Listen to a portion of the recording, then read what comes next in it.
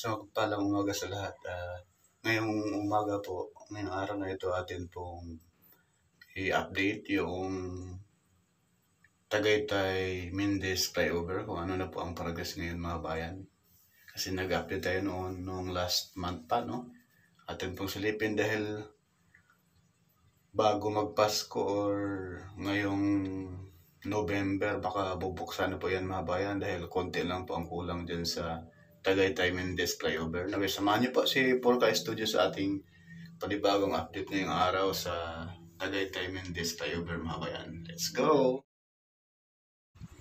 Yan po mga bayan, balot ng fog itong Tagaytay Mendez Flyover ngayon. Arong Huwebes, August 14, 2025. So ayan po mga bayan, may mga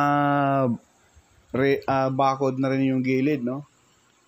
May ang tinatapos ngayon yung ang kunting ayos lang siguro yan mga kabayan, at try nating mag-interview sa mga nagtrabaho diyan. Sana makahanap tayo, no?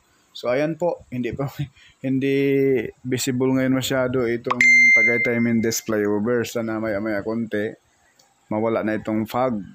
At napakalamig na ngayon mga bayan. Alam naman natin, September na hanggang December na yun mga bayan, napakalamig. So ngayon may ground shot tayo.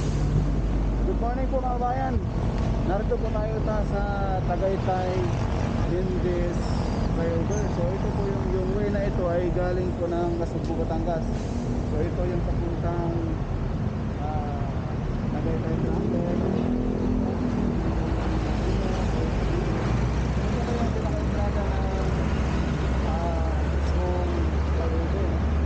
So ang kulang dito mga bayan, may ilaw na siya. At yan po, may kunting litas lang at saka railings daw, sabi na nagtrabaho. So samahan niyo po si Porca Studio mga bayan sa ating latest update rito sa Tagaytay Mendez Flyover. Porca Studio hindi sikat pero nag-aabot ng balitang tapat. Let's go! Ito yung entrada mga bayan kung ikaw ay galing ng Tagaytay proper, no? Paakyat ka papunta ang Nasugbo, sa taas ka dadaan. At sa unahan mga infrastructure, tsaka SLEX TR4 papuntang Lucena, tsaka yung PNR sa may Clark to Calamba. Salamat. Oh, ay yung mga content mo, sir? Ha? Ay yung mga content mo, mga ganun? Opo. Ayun, shout out sa ating mga masipag na mga angkas driver. Ano kita, boss? Sige, salamat sir. Oo, yan yan bypass road papuntang Lucena. Salamat sir. Punta man ako doon. Thank you. Ano yung vlog mo, ha? Thank you, salamat po. Thank you. Yan po mga bayan. Pupuntahan natin yung ngayon yung mismong pinaka-entrada nitong yan, no? Let's go.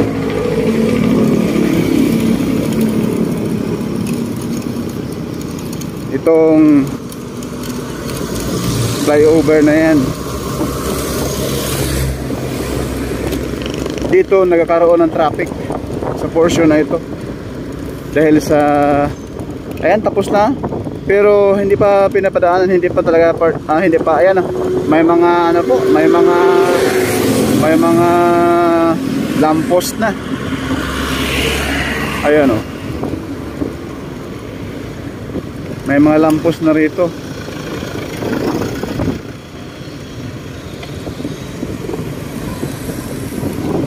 Yan, medyo lubak-lubak yung baba.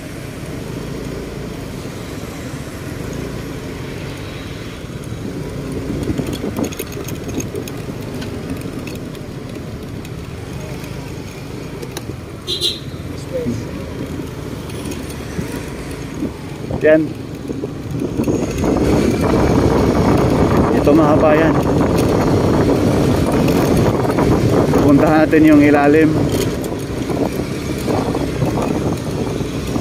Ito na yung Tagaytay Mendez Flyover. Yung pakanan mga bayan, papuntang Mendez na yan, Cavite, no? Ito po, pakanan, papuntang Mendez. So, ayan yung tulay na yan, flyover na ito mga bayan. medyo nakakaroon pa ng traffic dyan. Yung mga bus na ito, galing Mindes yan, Cavite, no? So, itong way na ito, papuntang Nasugbu, Batangas po ito. Diretso lang, papuntang Nasugbu, Batangas. Sumasilayan natin yung taas mga kabayan ay may mga bakod na. Ayan po, may mga ilaw na rin po na i-install dyan. So ngayon, inaayos pa yung gilid mismo.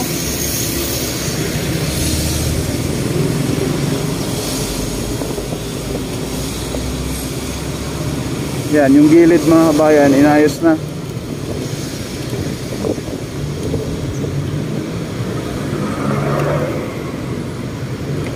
Sana try nating magpaalam mamaya dyan sa nagtrabaho. Try nating umakyat doon. Kahit magkuha lang ng video dyan.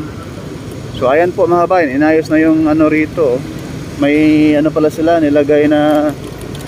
Pero yung ilalim ng flyover na ito, medyo lubak-lubak pa. Pero sigurado to mga kabayan, ayusin to pag maayos na yung pinakataas. Ayan po, inumpisahan na yung gilid, oh.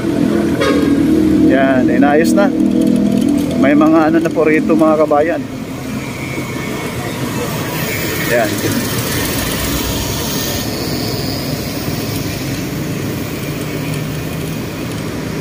Medyo lubak-lubak pa lang yung baba ng flyover.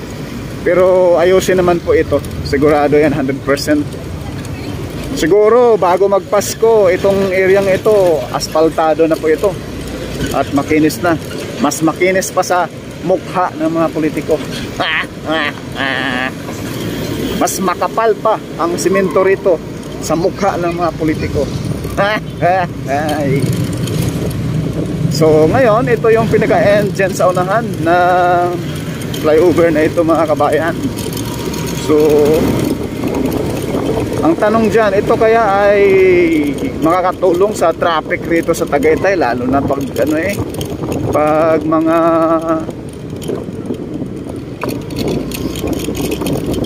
lalo na pag malapit na December, ay alam naman natin yung mga kababayan natin mahilig sa gala. Kuya, pwede magtanong po? Pwede makaakyat dyan kuya? Stas? Mag-vlog lang? Maglakad lang? Ay, bawal. Sa tingin mo kuya, kailan kaya mag-open ito? Bago magpasko kaya? Sa tingin mo? Pwede no? Kasi ang kulang nito ay ano na lang, yung ilaw. Meron ang ilaw. May ilaw na pala? Railings lang yan, oh. Railings na lang. Yung mga tubo na yan, lalagay natin. Sa taas. Yan na lang pala ang kulang, yung railings na lang. Tapos yung mga retouch konti. Konting retouch. Okay. Kuya, salamat po. Sige po. Thank you. Salamat kay kuya.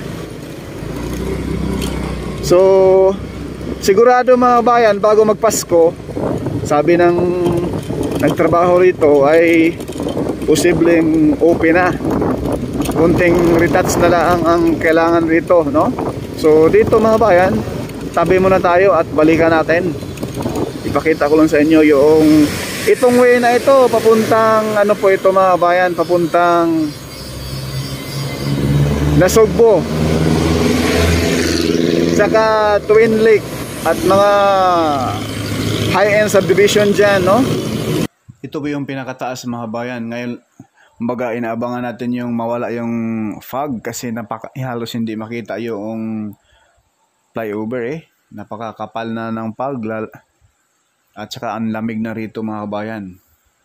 So ayan yung baba at yung taas, may ilaw na pala ito, may naka-install na ng ilaw. Ayan po, umano na naman yung fog, kumapal na naman, mas makapal pa sa mukha ng mga buhaya sa gobyerno. So ayan po, masisilayan natin.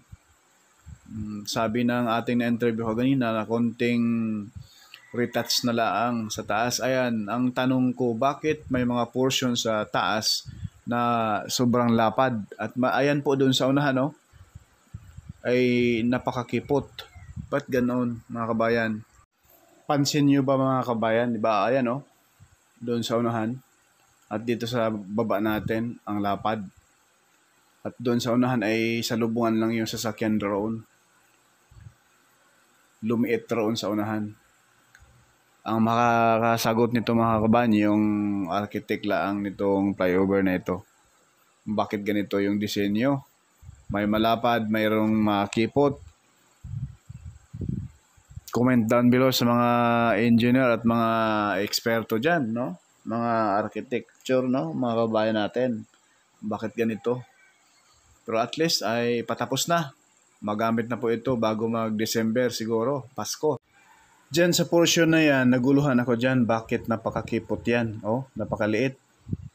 And doon sa unahan, pagkalampas niyan, malapad na naman. At dito sa bandang kaliwa natin mga kabayan, oh, napakalapad. Pansin niyo po ba? Bakit gayon? So masisilain po natin mga kabayan na may mga sasakyan na rin pong dumadaan sa taas. Yun yung mga engineer siguro, yung mga nagtrabaho dyan, naghatid ng mga materialis.